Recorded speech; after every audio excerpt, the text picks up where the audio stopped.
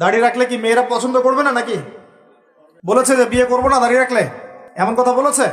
যদি কোনো মেয়ে এরকম কথা বলে, ওই মেয়েকে বিয়েই করার দরকার নেই আপনার। যদি কোনো মেয়ে আপনাকে বলে যে দাড়ি রাখলে ভালো লাগে না, শেভ করতে হবে, না হলে বিয়ে হবে না, বিয়ে করবো না, ওই মেয়েকে বিয়ে না করাই উচিত আপনার।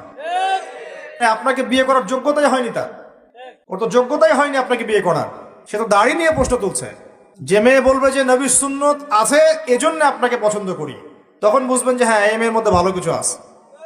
যে মেয়ে দেখবে আপনি নামাজি কিনা, দাড়ি আছে কিনা, ইমানদার কিনা, দিনের জন্য কিছু করেন কিনা, হালাল খান কিনা, ওই মেয়ে ইনশাল্লাহ আপনার ঘরে শান্তি দিবে। আর যেই মেয়ে আপনাকে দেখবে আপনার কত বড় সম্পত্তি, কতটা বড় জমি, কত বড় চাকরি, সুদ খান কিনা ওর কোনো আসা যায় না, টাকা হইলেই হইল, এগুলোকে ঘরে ঢুকালে অশান্তি আর অশান্তি। কি চাচ্ছেন, শান্তি না অশান্তি? নবী সাল্লাল্লাহু আলাইহি ওয়াসাল্লাম বলেছেন, দিনদারিতা দেখে মেয়েদেরকে বিয়ে করো। কি দেখে?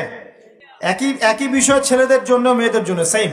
ছেলে দেখতে হবে দিনদার কিনা, মেয়ে দেখতে হবে দিনদার কিনা, পর্দা করে কিনা, দিনদারিতা আছে কিনা। দুনিয়ার এই ছোটখাটো বিষয় যদি দেখেন, তুচ্ছ বিষয়গুলো, একদিন না একদিন আপনি পস্তাবেন কিন্তু। আর যদি আপনি দিনদারিতা দেখেন, ইনশাল্লাহ আপনি কোনোদিন পস্তাবেন না ইনশাল্লাহ।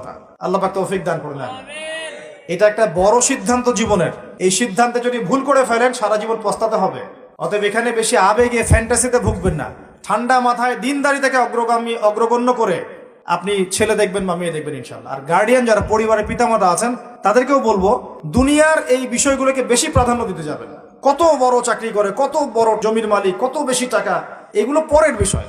আগের বিষয় হচ্ছে আপনার ওই জামাই দিনদার কিনা, আগের বিষয় হচ্ছে তার মধ্যে ইসলাম আছে কিনা, শুরুর বিষয় হচ্ছে আপনার ওই মেয়ের মধ্যে দিনদারিতা আছে কিনা।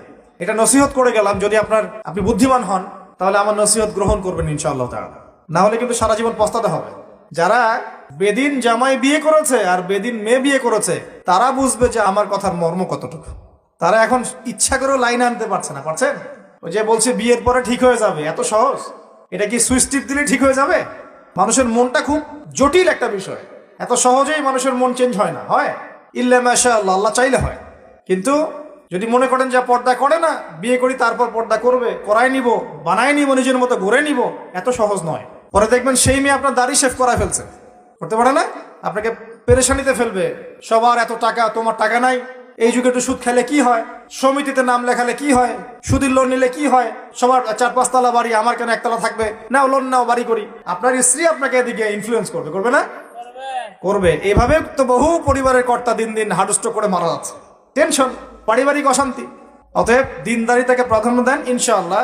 দিনদারিতার সৌন্দর্য কখনো শেষ হয়ে যাবে ইনশাআল্লাহ। আল্লাহ পাক তৌফিক এনায়েত করুন। আমিন। কেন সকাল সকাল উঠে আমরা এই শেভিং ক্রিম দিয়ে আমাদের নবীর সুন্নতকে জবাই করি? কেন? কি স্বার্থ, কি লাভ? হ্যান্ডসাম লাগে দেখতে। আপনাদের কি মনে হয় দাড়ি চেঁচে ফেললে, কেটে ফেললে হ্যান্ডসাম লাগে দেখতে, সুদর্শন লাগে? গাল ভর্তি দাড়ি থাকলে একজন পুরুষকে সিংহের মতো লাগে। মাশাআল্লাহ। আমারও তো দাড়ি নাই। আমাদের যেগুলো দেখছেন এগুলো তো দাড়ি না। যাদের সুন্দর গাল ভর্তি দাড়ি আছে, এই মানুষগুলো যখন শেভ করে আমার খুব আফসোস হয়। আহা, বেচারাকে কত সুন্দর দাড়ি আল্লাহ পাক দিয়েছেন, প্রত্যেক দিন শেভ করা শুরু করেছে। অথচ আপনি দাড়ি ছেড়ে দিলে আপনার চেহারার ব্যক্তিত্বটা বাড়বে, সুন্দর লাগবে, স্মার্ট লাগবে, হ্যান্ডসাম লাগবে, সিংহের মতো লাগবে।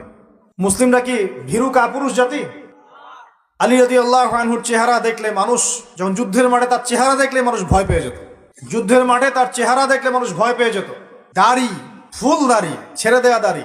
এবং তিনি যখন গর্জন করতেন যুদ্ধের মাঠে, প্রতিপক্ষ যখন থাকতো, আহ্বান করতেন, কে আছে সামনে আসো, সাহস থাকলে আমার সামনে। এই গর্জন শুনেই মানুষ ভয়ে তার সামনে আসতো না। খালিদ বিন ওয়ালিদ রাদিয়াল্লাহু আনহু যুদ্ধের মাঠে তার গর্জন শুনেই মানুষ সামনে আসতো না। কাকা রাদিয়াল্লাহু আনহু তিনি একাই 10-20 জনের সাথে লড়াই করতে পারতেন।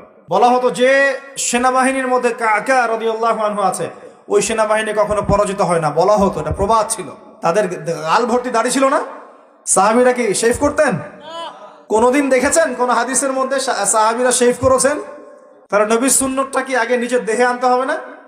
নিজের দেহে যদি সুন্নত না আনতে পারি, মানুষকে সুন্নত শেখাতে পারবো? ওয়াদা করা যাবে এখন যে আমরা ইনশাল্লাহ দাড়ি শেভ করবো না? ওয়াদা করা যাবে? দাড়ি রাখলে চাকরি পাবেন না? রিজিক কার হাতে? না না, রিজিক তো দাড়ির হাতে মনে হচ্ছে। দাড়ি রাখলে যদি চাকরি চলে যায়, তার রিজিক কার সাথে সংশ্লিষ্ট হলো? রিজিকের মালিক কে? আপনাকে আল্লাহ পাক যতটুকু রিজিক দিয়েছেন তাকদিরে লেখা আছে না? তাকদিরে লেখা আছে যেটা, সেটা কি আপনি না খেয়ে মরবেন নাকি? এটা আপনার তাকদিরে থাকে যে আপনি 50 বছর বাঁচবেন, আর 50 বছরে আপনি 500 মন চাল খাবেন, কথার কথা। ওই চালের এক দানা বাকি থাকতে আপনি মরবেন? মরবেন না। তাহলে রিজিক কি আমার সাথে সম্পৃক্ত না আল্লাহর সাথে সম্পৃক্ত? এই বিশ্বাসটা করতে হবে তো।